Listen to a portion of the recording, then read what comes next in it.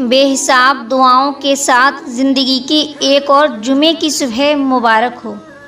आज के मुबारक दिन के सदक़े अल्लाह पाक आपको वो खुशी दे जिसकी दुआ आप हमेशा करते हैं। या रब्बे कायनात माह रमज़ान की बरकत से दुनिया भर के लोगों को हर तरह की बीमारी से हिफाजत फरमा।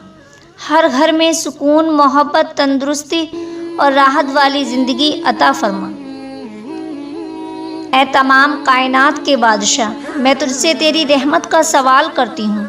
ऐ अल्लाह, इस दुनिया में जितने भी मजबूर लोग हैं जो तेरे अलावा अपनी मजबूरी किसी को नहीं बता सकते, उन सब की मुश्किलात को हल फरमा।